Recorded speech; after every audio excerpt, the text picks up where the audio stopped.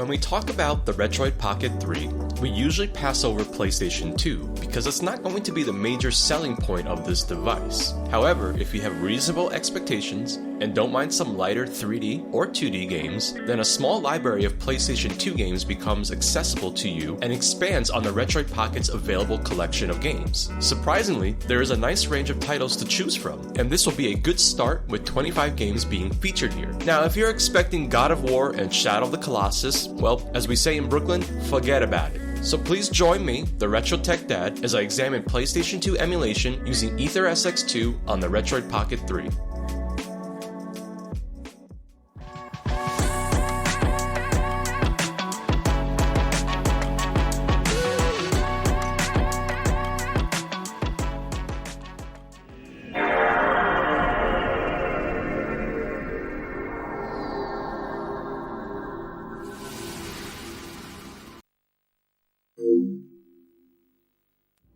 For this video, I've decided to split it into two sections. The first will cover games that ran in native resolution, and the second part will cover games that ran using 0.75x resolution. As always, I will list the settings that were used, but for the most part, I left games running in the Vulkan backend and tried to keep the hacks to a minimum. All games are using the PAL version when available. With that out of the way, let's get into our first set of games.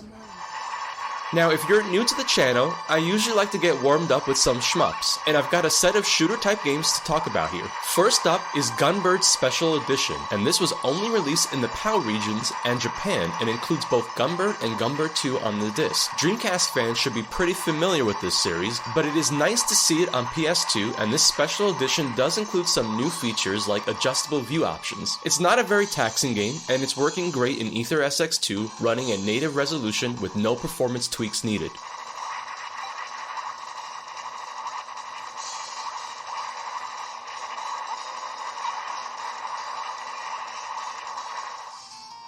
Another shmup in a classic series, Raiden III marks the first time the series transitions to 3D, and so is a harder game to run compared to something like Gunbird. Thanks to emulation, we have access to this one on the Retroid Pocket, and it is a nice addition to your shmup collection. This game didn't require any special tweaks and runs great at native res.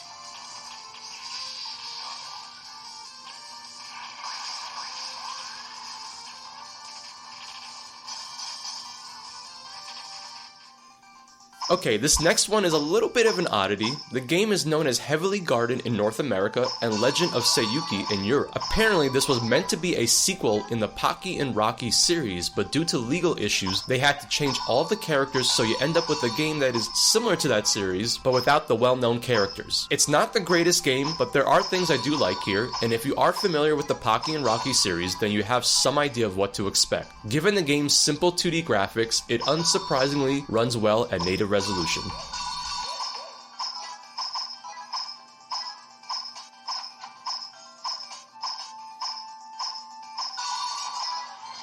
Rounding out our set of shooter-type games comes the legendary Metal Slug series, and Metal Slug Anthology is a fantastic collection of Metal Slug 1 through 6 and Metal Slug X. This one isn't particularly exciting from an emulation point of view, since we do have access to the Neo Geo and PSP versions on our Retroid Pockets. Regardless, this is as much about what can run through PS2 emulation as it is finding more games to add to the library, and with 7 Metal Slug games in this collection, there's plenty to enjoy. To no one's surprise, this one runs very well at native resolution.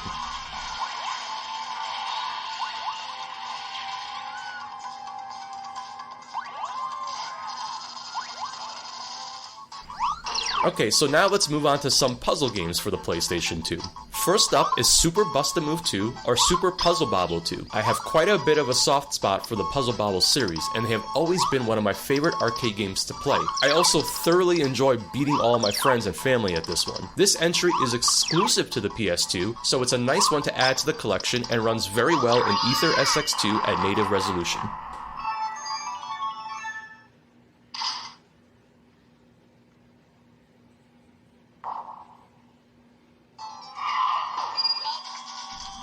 Now, if you don't know by now, I absolutely adore Lumines, and Lumines Plus is kind of like a souped-up version of the original Lumines on PSP, so it has some unique content making this one still worth looking at in emulation. Lumines Plus incorporates some of the skins from Lumines Live and Lumines 2, but also loses some from the original. Despite being on more powerful hardware, it's not the best version to play, and the PSP one is still most likely the better choice here. The game does run well at native resolution.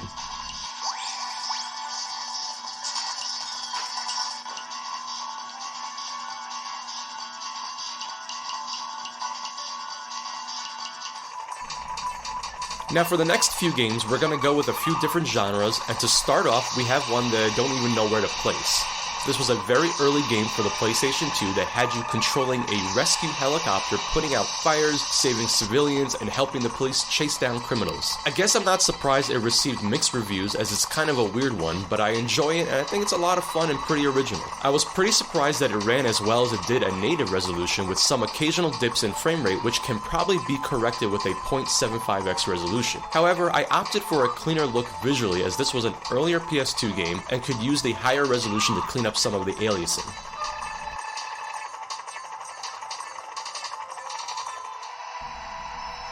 Back in the day, I used to be a huge wrestling fan, and Fire Pro Wrestling was always a go-to game for me because of its insane customization and solid gameplay. Fire Pro Wrestling Returns is a continuation in the series, and the PS2 version here brings more of the same if you are familiar with the franchise. I always love the obvious rip-offs of real-life wrestlers to skirt around the licensing. Not much of a surprise here, but this one runs well at native resolution.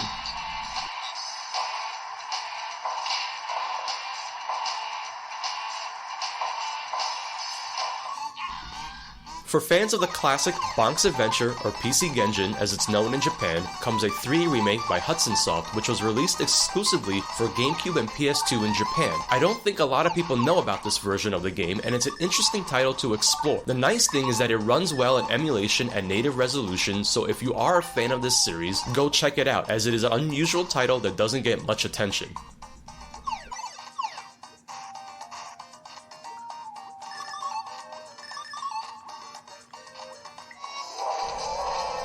This next game is another entry in the long-running Choro Q franchise based on Takara's line of Choro Q toy cars. This specific version is simply known as Choro Q and is one of many that were released on the PlayStation 2. I think the series has essentially faded away after a release on Wii. It's worth checking out if you are into racing games, and it is certainly very Japanese in nature, but it's a fun series. The game runs pretty well in AetherSX2 with native resolution.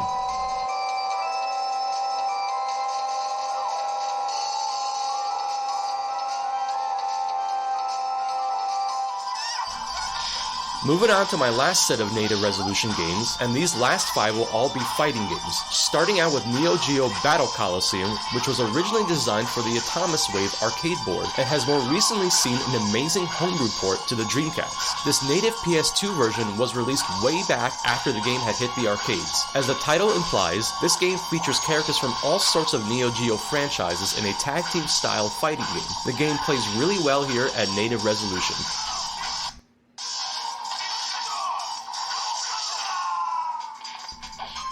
Another arcade conversion, which was originally designed for the lesser-known PGM arcade system, Spectral Vs Generation was a crossover fighting game featuring Spectral Force and Generation of Chaos, games that were both developed by Idea Factory. This game is also available on PSP, so it isn't the only way to enjoy this game on the Retroid Pocket. Regardless, the game plays well at native resolution in AetherSX2.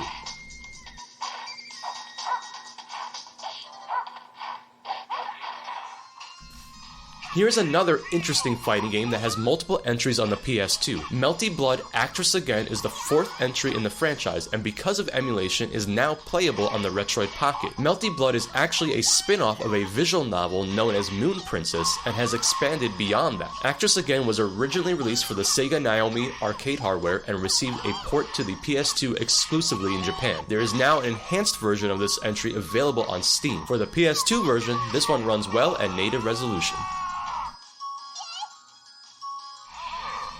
Moving on to a more popular fighting game franchise, Guilty Gear X2 was actually the first time I was exposed to the Guilty Gear franchise, and I immediately fell in love with the great art style, characters, and awesome soundtrack. Developed by Arc System Works, who has been now featured back-to-back in the intro segments of my videos, has really managed to put together an amazing fighting game. Guilty Gear X2 Reload is an updated version of the original Guilty Gear X2 and does have a PSP port. However, I really wanted to see how the PS2 version performed on the Retroid Pocket, and as you can see, it has no issues at native res and looks great, but require the OpenGL backend and is the only game out of the 15 native resolution games I've featured to require the switch to OpenGL.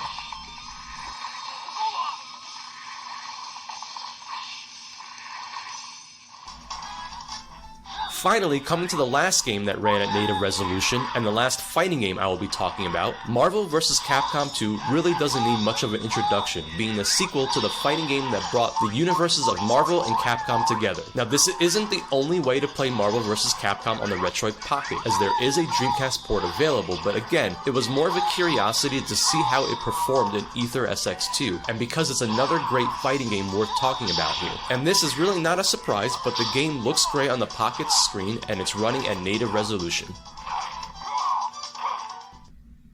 Okay, so let's talk about games that will need to be bumped down to a lower resolution. The games that follow are all running at 0.75x resolution. I will detail any specific hacks needed, but most of the games didn't need any, and most of them ran with the Vulkan API as well. So first up is a game that at first glance will be very familiar to Neo Geo fans, but many probably don't realize that this one actually is a sequel that came out for the PlayStation 2 in Japan, and uses 3D graphics instead of the 2D back on the Neo Geo. Now this puzzle shooter still retains the same gameplay as the first, so it doesn't innovate in any meaningful way, but if you haven't heard of or tried this series out, I definitely recommend it. You can also unlock the original Neo Geo game as a bonus. At first I was surprised that I needed to bump this one down, but I had forgotten that the PS2 version does make use of polygons, so it isn't a simple 2D game to run. Regardless, I've got it here at 0.75x resolution with no additional tweaks.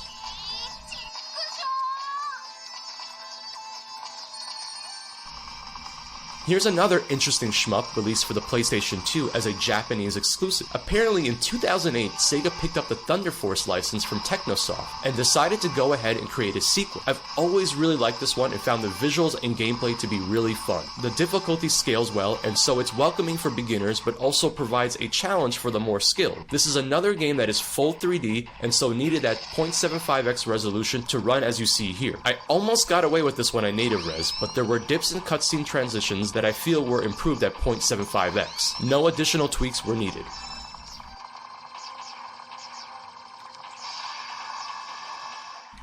This next one is such a great little game and began its life as a simple flash game released for the Newgrounds website. Eventually, it would become a full-fledged release, making its way to multiple platforms including the PS2. This one was a bit harder to run, and I am using the PAL version at 0.7x with the EE cycle rate set to -1 and the EE cycle skip set to 1, using the Vulkan API. The cutscenes stutter quite a bit, but they are skippable. One last note, this game did receive a port to Game Boy Advance and GameCube, so it might be worth checking out those versions to play on the Retroid Pocket 3.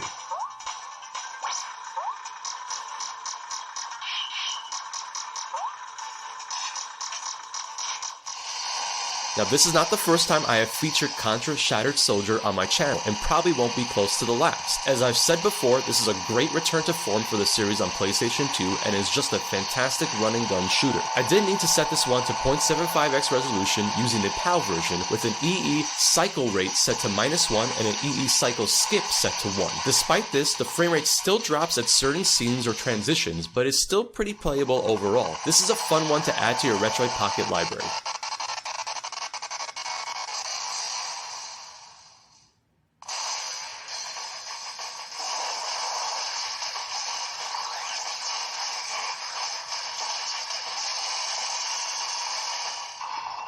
Okay, I know what you're thinking. You feature Kim Possible, but not Barbie? Well, this Kim Possible game is surprisingly a very competent action platformer. It was the first Kim Possible game released for a home console and is exclusive to the PlayStation 2. The game features full voice acting from the original actors as well. This is actually a pretty relaxed experience and it's fun to play through. Similar to Alien Hominid, the cutscenes are choppy, but they are skippable as well. I ran this one at 0.75x resolution with EE cycle rate set to -1 and the EE cycle skip set to 1. Using the Vulkan backend.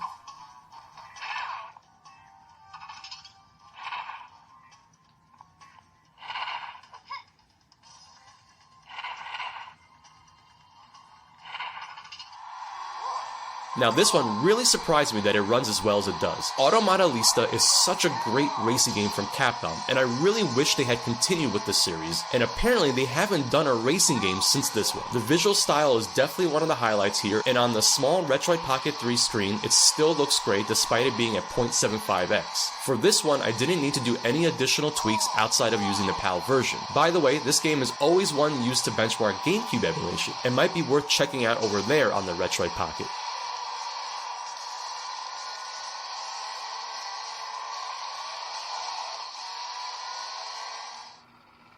Here's another pleasant surprise, and one that I didn't think would run as well as it does. No One Lives Forever received a surprise port to the PlayStation 2 of all consoles. Now, PC gamers will definitely be familiar with the franchise, and it comes to us from Monolith, who created games like Shadow of Mordor, Fear, and Condemned. I apologize for the boring footage, but my camera seemed to stop recording after a few minutes, and so we're stuck with the intro to this mission. However, at 0.75x, the game is very smooth, and I played it for about an hour going through all of the training and the first mission. For this game, I didn't need to do any additional tweaks outside of adjusting the resolution.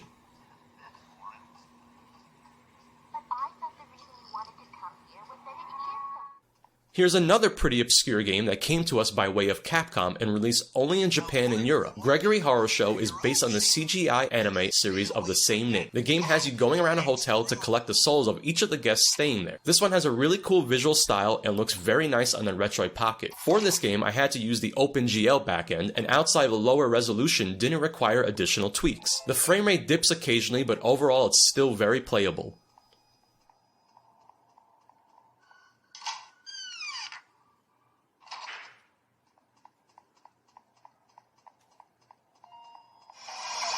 And of course, Katamari returns to a video on my channel, and We Love Katamari is yet another pleasant surprise for me, and one I'm surprised runs as well as it does on the Retroid Pocket. We Love Katamari is the sequel to the original surprise hit on PlayStation 2, and is an exclusive for the PlayStation 2. It continues more of the great gameplay the series is known for. Thanks to its graphical style, it looks really nice despite being at 0.75x resolution, and for this one, the only thing I needed to change was the backend to OpenGL.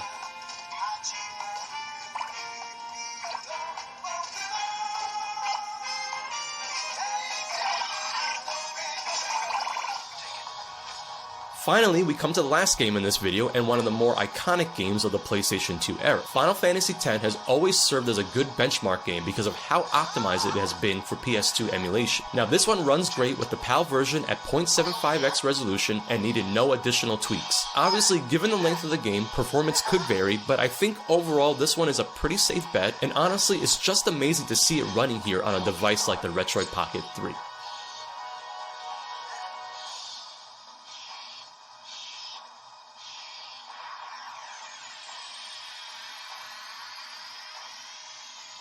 Ones don't matter. We cut through.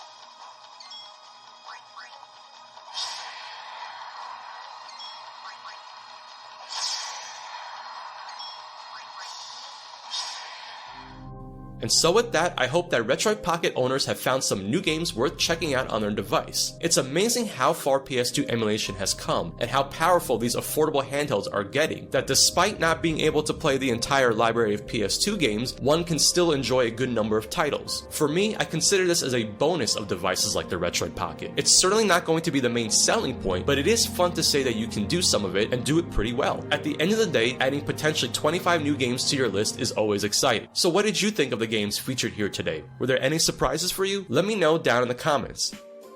As always, this is the Retro Tech Dad. I hope you enjoyed exploring with me, and I thank you so much for watching.